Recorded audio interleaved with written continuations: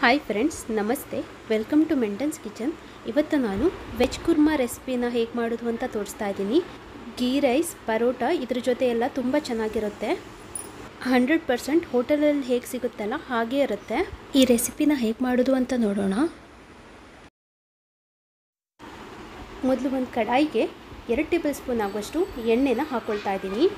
ಎಣ್ಣೆ ಸ್ವಲ್ಪ ಬಿಸಿ ಆದ ಕೂಡಲೇ ಒಂದು ಪಲಾವ್ ಎಲೆ ಮತ್ತು ಒಂದು ಈರುಳ್ಳಿನ ಈ ಥರ ಚಿಕ್ಕದಾಗಿ ಕಟ್ ಮಾಡಿಕೊಂಡು ಹಾಕ್ಕೊಳ್ತಾ ಇದ್ದೀನಿ.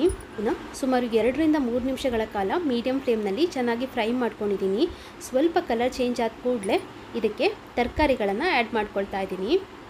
1 ಕಪ್ ಆಗುವಷ್ಟು ಚಿಕ್ಕದಾಗಿ ಕಟ್ ಮಾಡ್ಕೊಂಡಿರೋ ಬೀನ್ಸ್, 1 ಕಪ್ ಆಗುವಷ್ಟು ಆಲೂಗಡ್ಡೆ, 1 ಕಪ್ ಆಗುವಷ್ಟು ಕ್ಯಾರೆಟ್, 1 ಕಪ್ ಆಗುವಷ್ಟು ಹಸಿ ಬಟಾಣಿನ ಹಾಕ್ಕೊಂಡಿದ್ದೀನಿ. ಬಟಾಣಿನ ನಾನು ಸುಮಾರು 8 ಗಂಟೆಗಳ ಕಾಲ ನೆನೆಸಿಟ್ಕೊಂಡಿದ್ದೆ. ಇದನ್ನೆಲ್ಲ ಇವಾಗ 30 ಸೆಕೆಂಡ್ಗಳ ಕಾಲ ಹೈ ಫ್ಲೇಮ್ನಲ್ಲಿ ಮಿಕ್ಸ್ ಮಾಡ್ಕೊಂಡಿದ್ದೀನಿ. 3/4 ಟೀ ಸ್ಪೂನ್ ಆಗುವಷ್ಟು ಉಪ್ಪನ್ನು ಹಾಕ್ಕೊಂಡು ಒಂದು ಸಲ ಚೆನ್ನಾಗಿ ಮಿಕ್ಸ್ ಮಾಡಿಕೊಂಡು ಮತ್ತು ಇದಕ್ಕೆ 1 ಕಪ್ ಆಗುವಷ್ಟು ನೀರನ್ನು ಹಾಕ್ಕೊಂಡು ಮುಚ್ಚಳವನ್ನು ಮುಚ್ಚಿ ಸುಮಾರು 10ರಿಂದ 12 ನಿಮಿಷಗಳ ಕಾಲ ಮೀಡಿಯಂ ಫ್ಲೇಮ್ನಲ್ಲಿ ಬೇಯಿಸ್ಕೊಳ್ತಾ ಇದ್ದೀನಿ. ತರಕಾರಿ ಬೇಯೋದ್ರೊಳಗೆ ಮಸಾಲೆನ ರೆಡಿ ಮಾಡ್ಕೊಳ್ಳೋಣ. ಮಸಾಲೆಗೆ ಒಂದು ಮಿಕ್ಸಿ ಜಾರಿಗೆ 1 ಟೀ ಸ್ಪೂನ್ ಆಗುವಷ್ಟು ಕೊತ್ತಂಬರಿ, 2 ಚಕ್ಕೆ, ಅರ್ಧ ಕಪ್ ಕಾಯಿ ತುರಿ, 5 ಎಸಳು ಬೆಳ್ಳುಳ್ಳಿ ಮತ್ತು ಅರ್ಧ ಇಂಚು ಶುಂಠಿ, 2 ಯಾಲಕ್ಕಿ, ಸ್ವಲ್ಪ ಕೊತ್ತಂಬರಿ ಸೊಪ್ಪು, 1 ಟೊಮ್ಯಾಟೊ, 1 ಹಸಿಮೆಣಸಿನಕಾಯಿ, 5 ಒಣಮೆಣಸು,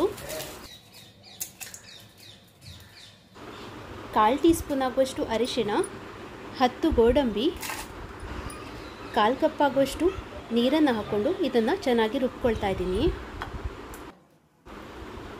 ನೋಡಿ, ಇದೇ ಥರ ನುಣ್ಣಗೆ ರುಬ್ಕೊಂಡಿದ್ದೀನಿ.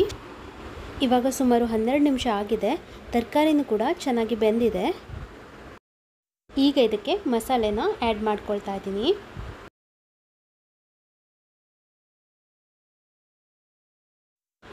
ಮಿಕ್ಸಿ ಜಾರ್ಗೆ ಸ್ವಲ್ಪ ನೀರು ಹಾಕ್ಕೊಂಡು ಇದಕ್ಕೆ ಆ್ಯಡ್ ಮಾಡ್ಕೊಳ್ತಾ ಇದ್ದೀನಿ.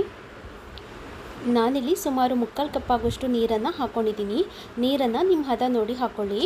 ಇವಾಗ ಇದನ್ನು ಒಂದು ಸಲ ಚೆನ್ನಾಗಿ ಮಿಕ್ಸ್ ಮಾಡ್ಕೊಳ್ತಾ ಇದ್ದೀನಿ. ಒಂದು ಸಲ ಚೆನ್ನಾಗಿ ಮಿಕ್ಸ್ ಆದ ನಂತರ ಮುಚ್ಚಳವನ್ನು ಮುಚ್ಚಿ ಸುಮಾರು 10 ನಿಮಿಷಗಳ ಕಾಲ ಮೀಡಿಯಂ ಫ್ಲೇಮ್ನಲ್ಲಿ ಚೆನ್ನಾಗಿ ಇದನ್ನು ಕುದಿಸ್ಕೊಳ್ತಾ ಇದ್ದೀನಿ. ಸುಮಾರು 10 ನಿಮಿಷಗಳ ಕಾಲ ಆಗಿದೆ. ಮಸಾಲೆನೂ ಕೂಡ ಚೆನ್ನಾಗಿ ಬೆಂದಿದೆ. ಸೈಡಲ್ಲಿ ಆಯಿಲ್ ಕೂಡ ಬಿಟ್ಕೊಳ್ಳೋಕೆ ಸ್ಟಾರ್ಟ್ ಆಗಿದೆ.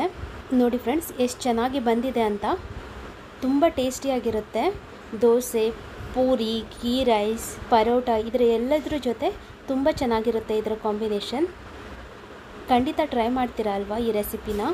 ನಿಮಗೆ ಈ ರೆಸಿಪಿ ಇಷ್ಟ ಆಗಿದೆ ಅಂತ ಅಂದ್ಕೊಳ್ತೀನಿ. ಇಷ್ಟ ಆದರೆ ಪ್ಲೀಸ್ ಒಂದು ಲೈಕ್ ಮಾಡಿ, ಕಮೆಂಟ್ ಬಾಕ್ಸ್ನಲ್ಲಿ ಕಮೆಂಟ್ ಮಾಡಿ, ನಿಮ್ಮ ಫ್ರೆಂಡ್ಸ್ ಜೊತೆ ಶೇರ್ ಮಾಡಿ ಮತ್ತು ನನ್ನ ಚಾನೆಲ್ನ ಸಬ್ಸ್ಕ್ರೈಬ್ ಮಾಡೋದನ್ನು ಮರಿಬೇಡಿ. Thank you.